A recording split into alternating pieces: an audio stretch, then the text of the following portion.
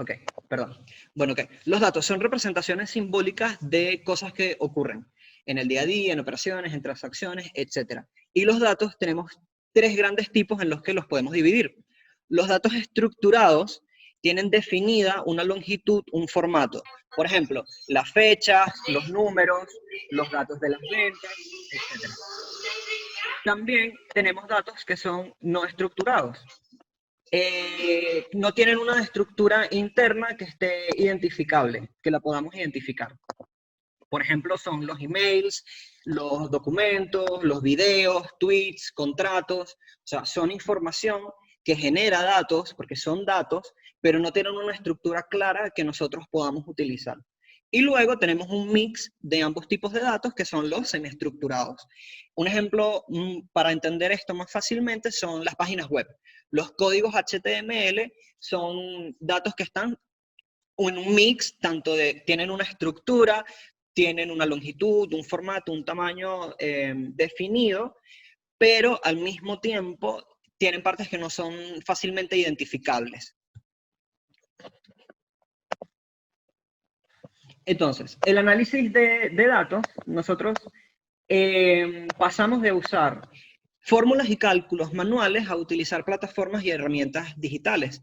¿Por qué? Porque cada vez tenemos equipos más rápidos, más complejos, que nos permiten hacer análisis que son más potentes, son más ágiles, son más rápidos y que nosotros definitivamente no pudiéramos hacer por nuestra propia cuenta.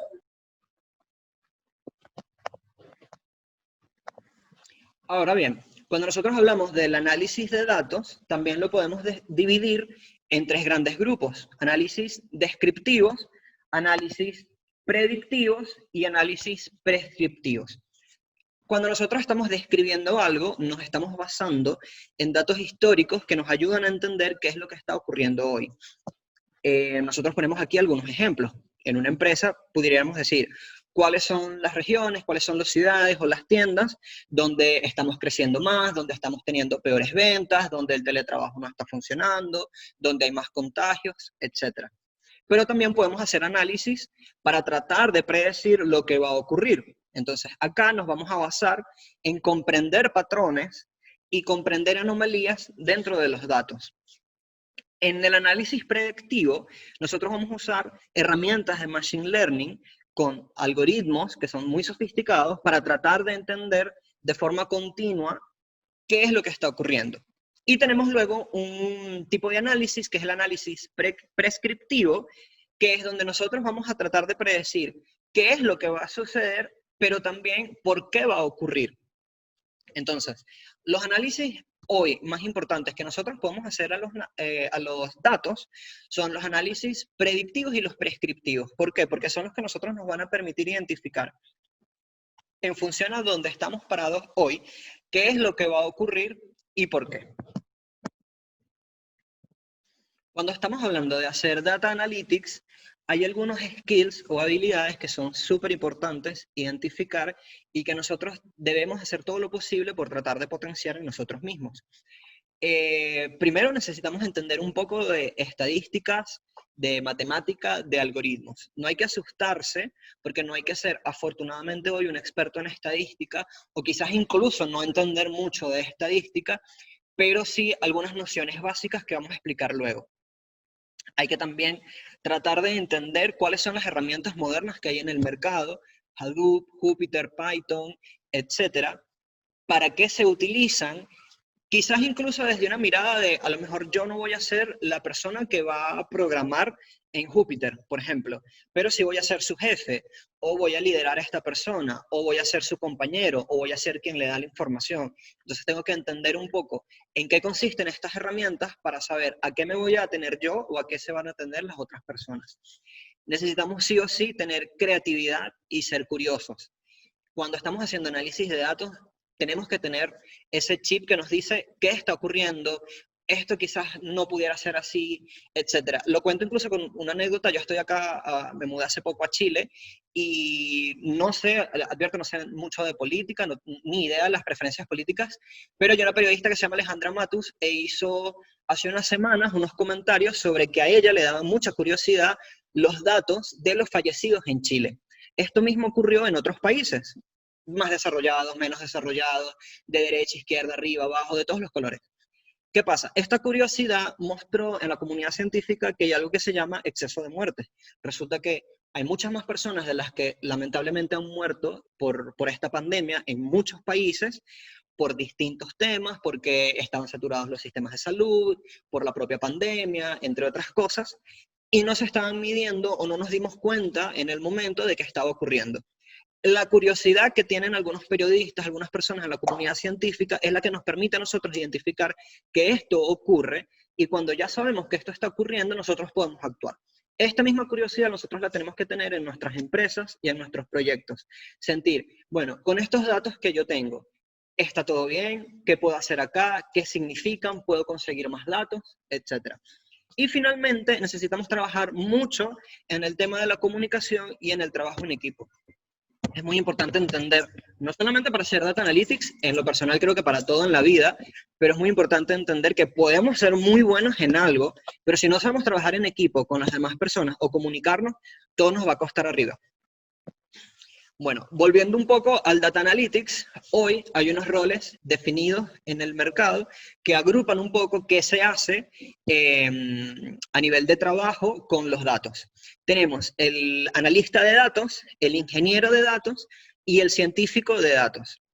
El Data Analyst, él recopila, él procesa, él gestiona los datos y hace el análisis estadístico de la información. Es como dice su nombre, es el que hace el análisis de datos. Mientras que el Data Engineer, él va a programar desde cosas muy complejas hasta muchas más sencillas, soluciones que permitan crear análisis de Big Data. Él es el que va a desarrollar, a construir, a probar, a testear, a validar las arquitecturas, los sistemas, los accesos a datos, tanto a pequeña como a gran escala. Y finalmente tenemos el Data Scientist, que bueno, digamos que es la persona más pro a nivel de cantidad de información, porque los volúmenes más grandes de información los va a tratar de digerir en todo tipo de fuente y lo va a tratar de convertir en respuesta. Estos son los principales roles que hay hoy en el mercado cuando estamos hablando de análisis de datos. Cualquiera de estos roles puede ser algún rol en el que nosotros nos identifiquemos. Por supuesto que hoy en día en los proyectos, sobre todo los que se desarrollan con metodologías ágiles, estos son roles que suelen ser intercambiables o las personas suelen participar en distintas partes de estos roles, dependiendo de su expertise técnico y de lo que quieran hacer, pero son, en definitiva, algunos de los roles con los que vamos a estar moviéndonos. Bueno, el proceso general mediante el cual nosotros generamos una respuesta o una decisión, empieza con la obtención de datos. Nosotros necesitamos conseguir cuáles son los datos en nuestras empresas, en las universidades, dependiendo de del lugar en el que nos estamos desempeñando, llamémonos periodistas, auditor interno, jefe de compliance, médico, etcétera.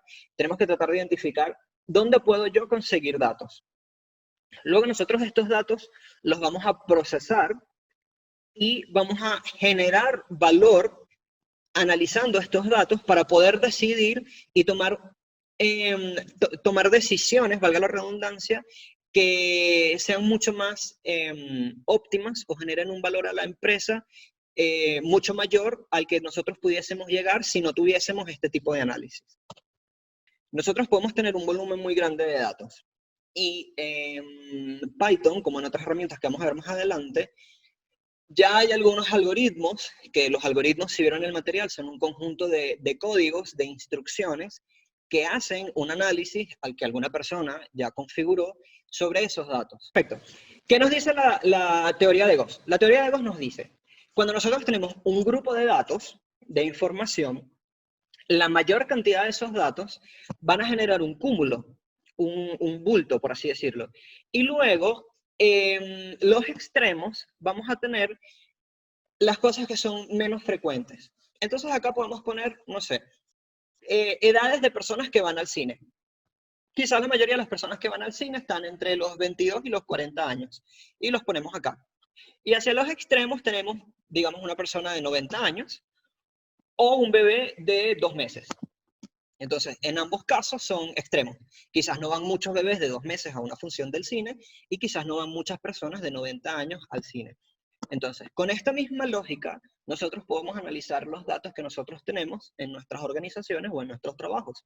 Nosotros pudiéramos decir, en este grupo principal metemos la gran mayoría de nuestras ventas, de nuestras mermas, de nuestros consumos, de nuestros contratos, de nuestras compras, etc.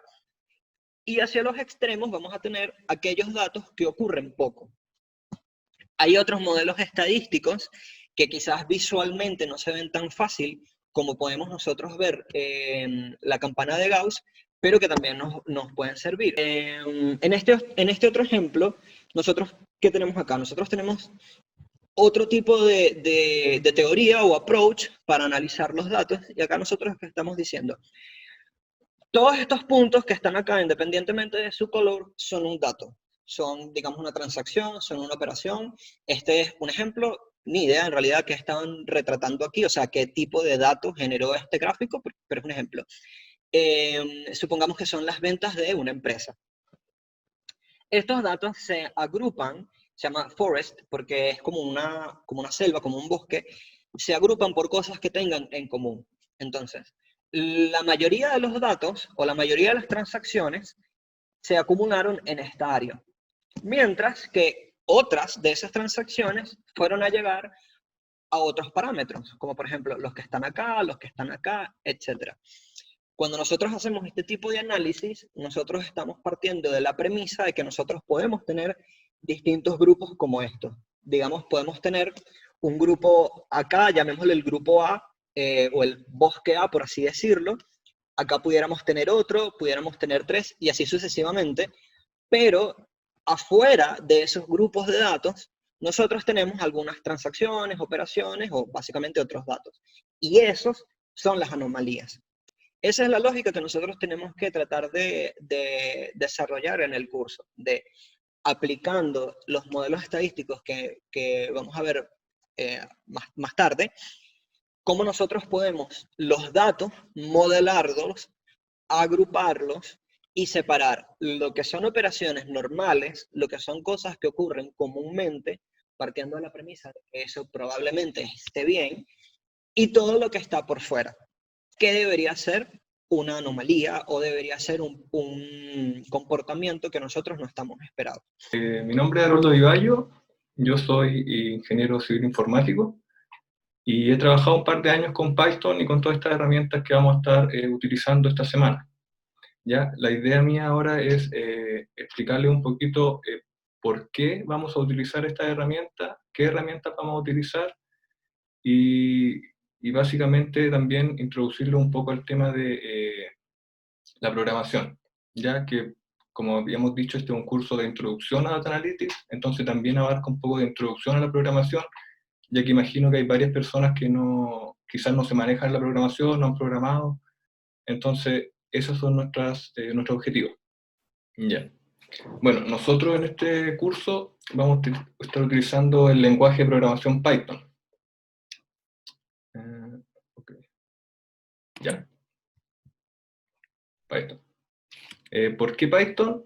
Básicamente porque dentro del lenguaje de programación, Python es uno de los más sencillos, más amigables con las personas, principalmente con aquellos que recién están ingresando al mundo de la programación, ya que su sintaxis es más fácil, requiere menos, por ejemplo, en comparación con otros lenguajes, requiere menos, C, por ejemplo, utiliza el punto y coma. Python no necesita establecer punto y coma cada vez que uno escribe un comando. ¿Ya? También estamos utilizando Python porque debido a la facilidad en que se puede programar, mucha gente lo ha utilizado. Entonces, gracias a eso, existen muchas herramientas escritas en Python y que nosotros también podemos utilizar cuando creamos nuestro propio código. Bueno, partiendo de la base, ¿qué es un lenguaje de programación? Un lenguaje de programación, básicamente lo que es, como dice su nombre, un lenguaje que nos permite comunicarnos con las máquinas, en este caso. ¿Ya? Los computadores, voy a hablar de ellos entienden ceros y unos.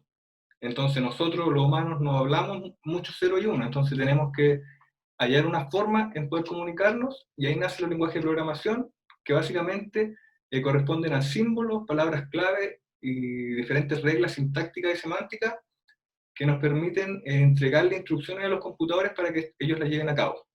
¿Ya? Tenemos muchos lenguajes de programación, lo más conocido en último tiempo podrían ser C, Java, Python, Ruby, Swift, PHP también, JavaScript, son los que se utilizan actualmente. Bueno, algoritmos. Algoritmos es algo que vamos a utilizar mucho durante el curso, ya que los algoritmos básicamente corresponden, bueno, en palabras como simples se podría decir que es como una receta, ¿ya? Son muchos pasos a seguir para lograr un objetivo.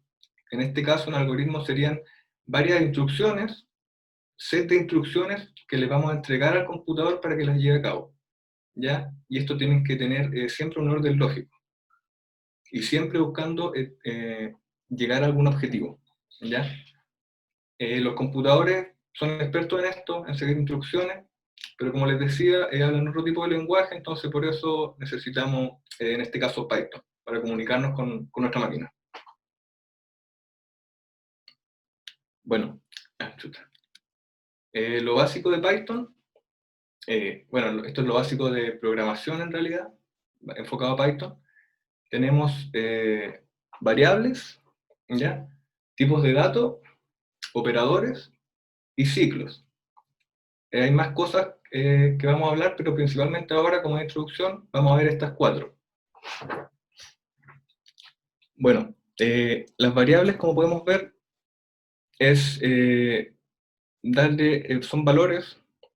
Uno define una variable, le da un valor, y este valor puede ir cambiando a lo largo del programa, ¿ya? Puede tomar diferentes valores.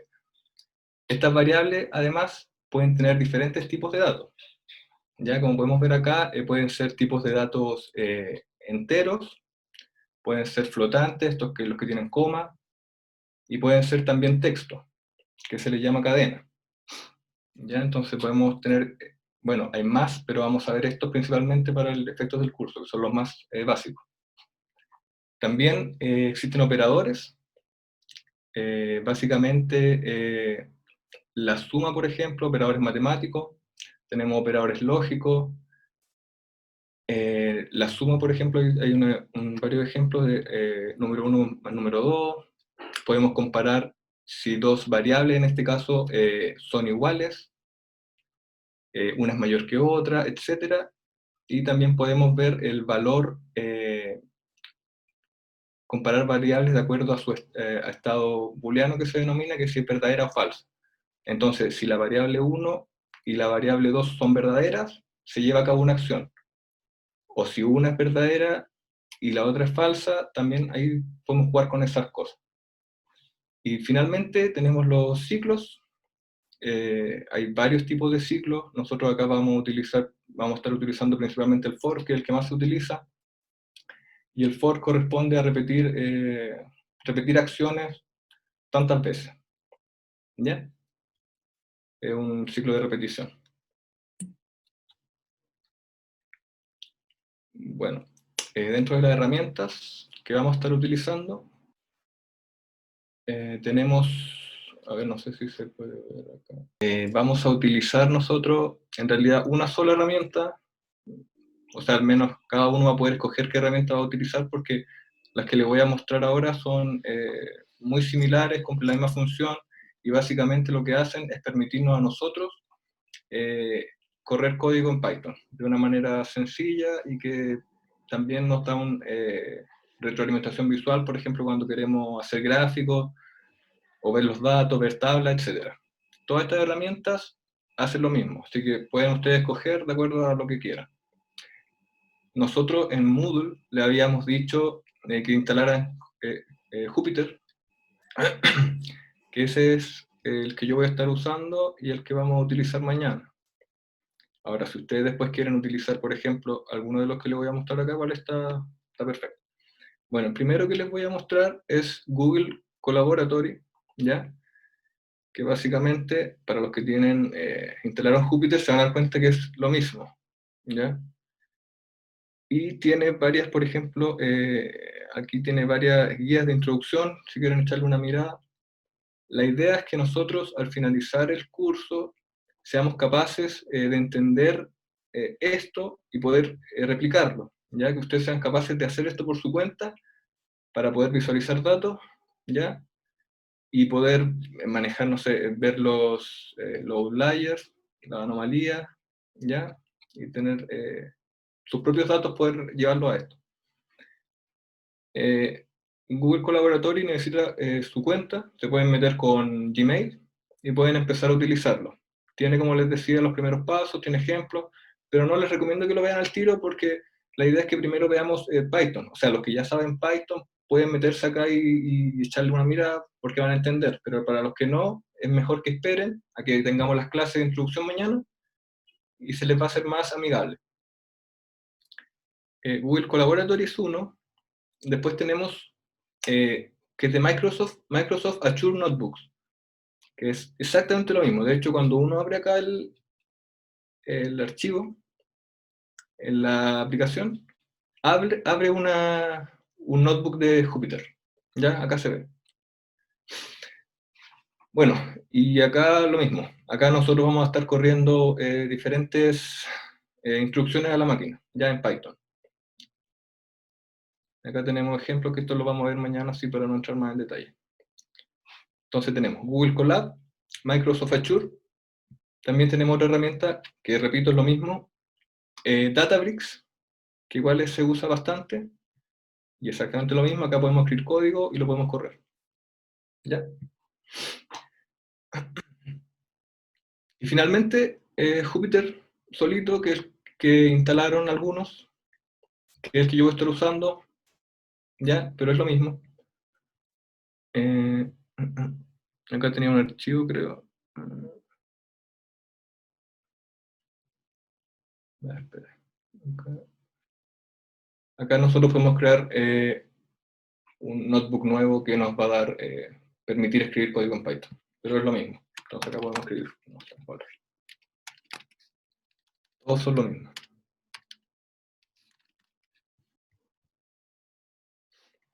Eso vamos a hacer mañana, vamos a estar jugando con esto para que ustedes se familiaricen con Python y con la herramienta. Ya. Esto es bien general. Después vamos a entrar más en detalle en cada una de ellas. En las clases podría ser, y ustedes también pueden hacer preguntas o pueden probarlas para con cuál se sienten más cómodos, etc. Aparte de esto, algo que vamos a estar utilizando mucho son las librerías. ¿Ya? Las librerías básicamente es código que escribió alguien más. Entonces, como yo le decía que Python es muy popular, mucha gente está escribiendo actualmente código en Python y está solucionando problemas. Entonces, y la mayoría es código abierto. Entonces, alguien escribe un código, no sé, generando un gráfico, y ustedes pueden tomar ese código y usarlo para ustedes. Entonces, ustedes se ahorran ese tiempo de estar escribiendo por su cuenta cómo graficar algunos datos, etc. Entonces, las librerías son fundamentales, ¿ya? Nos ahorran mucho tiempo, y hay demasiadas.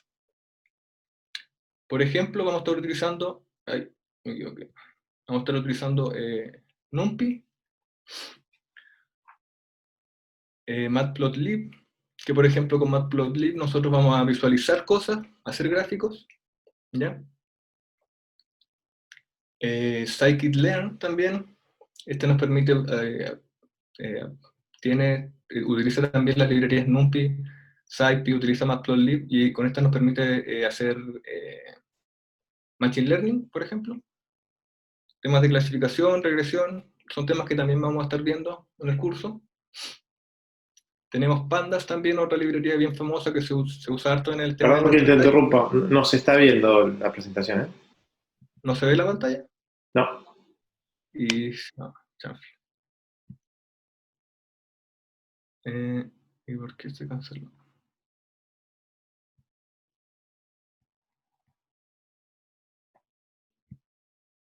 Ahí sí. Ahora sí, gracias. Ya, entonces quedé yo creo en... Bueno, les mostré Jupyter, ¿todo lo vieron? ¿Sí? Ya. Bueno, Sí. las librerías NumPy, Matplotlib, son librerías que vamos a estar usando para graficar, por ejemplo, Matplotlib. Scikit-learn, que es otra librería de Python, que nos permite principalmente hacer Machine Learning, temas de clasificación y regresión, que lo vamos a ver después, como les decía. Otra es Pandas, que esto básicamente nos permite manejar datos, ¿ya?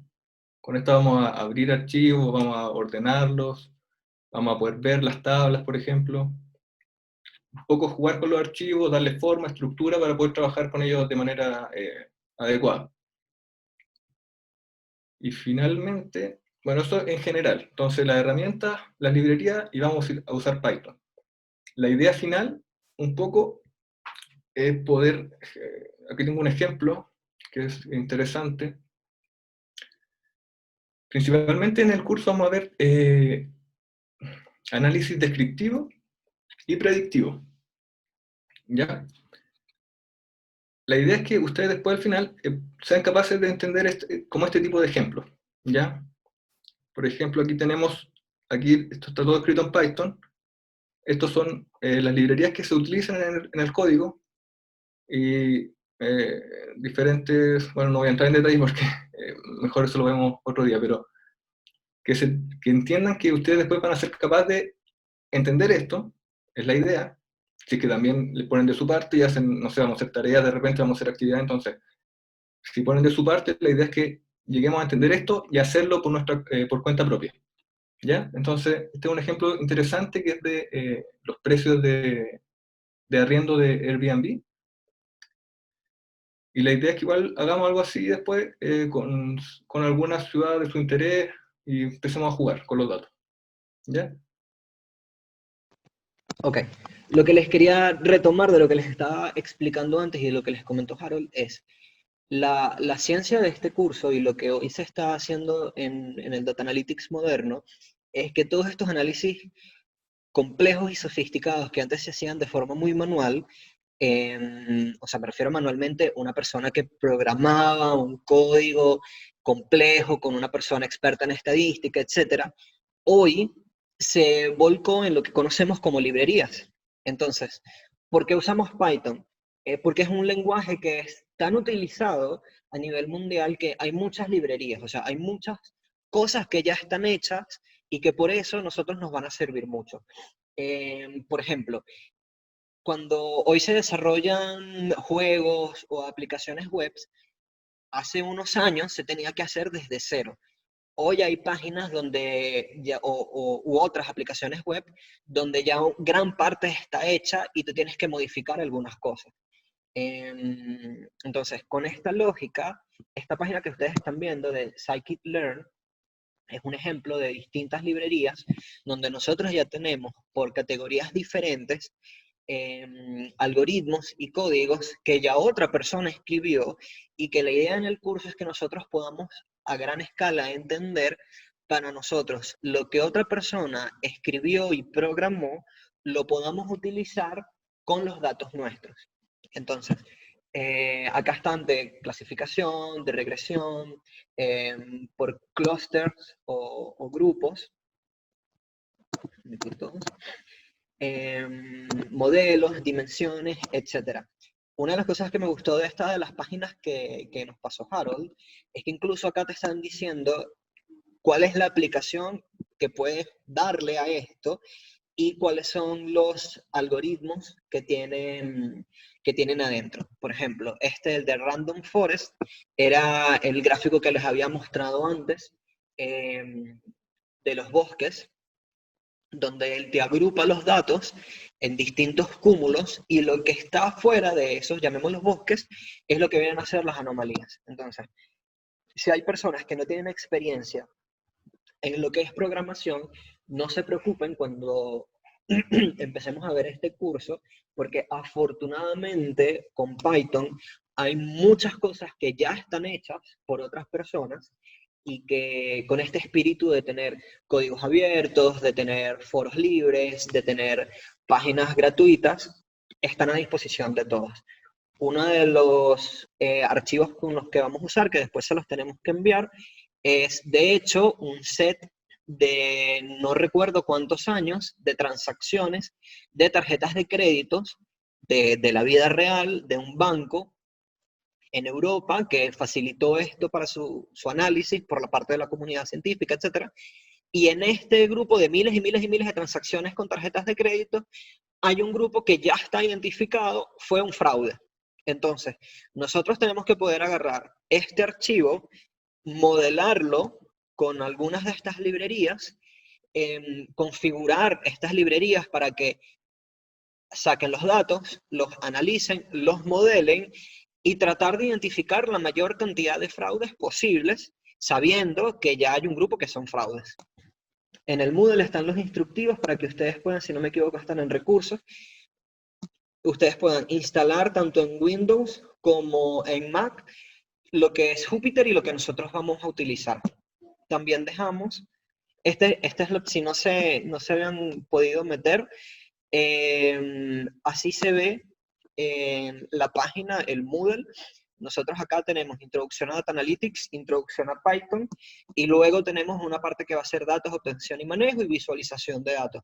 Recordemos que en el curso nosotros vamos a usar todas estas librerías que otras personas ya han programado desde hace años o que lo siguen programando y que están a disposición de la comunidad para nosotros obtener datos, en algunos casos depurarlos, modelarlos con modelos estadísticos y matemáticos, que son los que nos van a decir cuáles son las cosas normales y las anormales, y luego visualizar esos datos. Y cuando hablo de visualizar, recordemos que estamos hablando de distintas cantidades de gráficos, algunos pueden ser en 3D, otros son con timeline, lineales, otros son de dispersión, etc.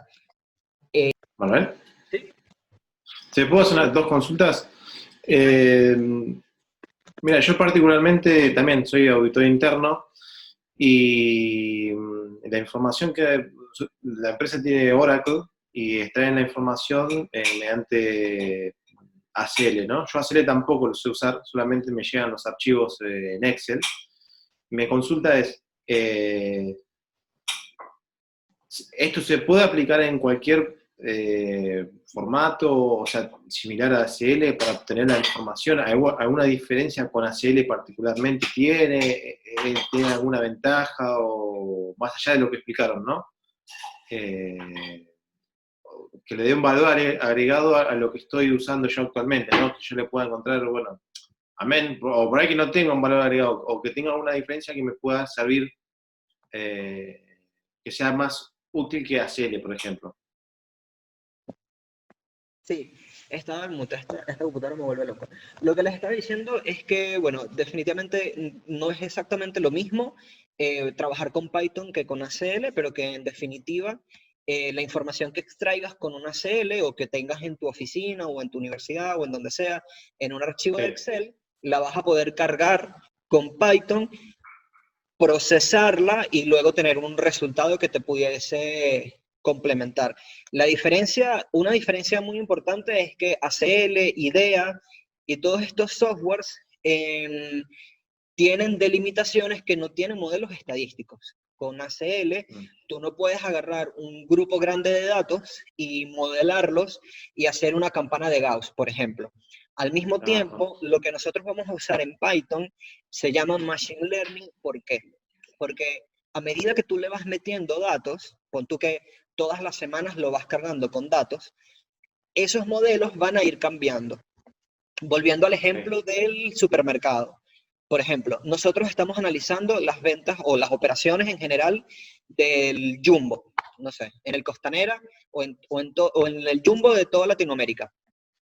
Probablemente a raíz de la contingencia, algo cambió en las operaciones de ese supermercado. Entonces, si nosotros estuviésemos corriendo un esquema de estos de Python, de los que vamos a aprender a utilizar, esos datos nos van a mostrar cuáles son las operaciones normales de este supermercado y cuáles son las operaciones que no son normales. Entonces, supongamos que esta pandemia empezó en marzo. Ok, entonces en marzo corremos el algoritmo y de pronto hay unos comportamientos nuevos. No sé, supongamos se vendió todo el cloro y todos los productos de limpieza del supermercado en 2 días en todos los supermercados en Latinoamérica y eso en 5 años nunca había ocurrido. Entonces, eso sería un patrón anormal. Claro, Pero ¿qué pasa si luego de 4 semanas o 2 meses, cada vez que tú vuelves a surtir de cloro el supermercado, se acaba a los 2 días? Ese comportamiento se vuelve un comportamiento normal. Es decir, tú introduciste o algo ocurrió en el mercado que está generando que tus datos se comporten de una manera distinta a como se estuvieron comportando antes, pero que esa manera distinta hoy se vuelve común. Eso claro, tú sí, no lo sí, puedes hacer en un modelo basado en reglas. Los modelos ok, basados en reglas son todo lo que sea ACL, scripts, ideas, etc. Cuando hablamos de Python, hablamos de Machine Learning. Y la parte del learning es porque a medida que tú le vas metiendo datos, esos datos van enseñando al sistema y porque también dependiendo de la librería y de lo que nosotros estemos haciendo, nosotros también le podemos decir al sistema si algunos de esos comportamientos están bien o no.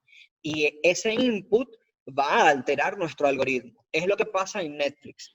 En Netflix, cuando nosotros abrimos la cuenta por primera vez, no sé si recuerdan, te pide que escojas algunas películas o series favoritas. En función a lo que tú vayas escogiendo, luego Netflix te va a ir mostrando su catálogo. Si a ti te encantan, por ejemplo, las películas, no sé, qué sé yo, de samuráis, a la tercera película de samurái que veas, ya luego las siguientes recomendaciones probablemente sean todas de samuráis. Y no te recomienden, no sé, programas de cocina.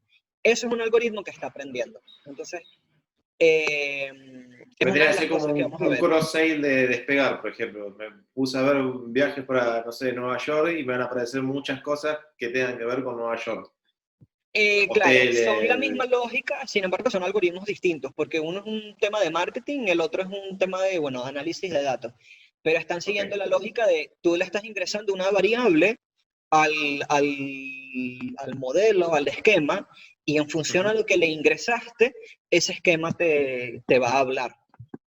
ok, ok, está claro, Manuel. Súper. Gracias por la Manuel, aplicación. ¿Sí? Manuel Franco por acá. Hola, ¿cómo estás?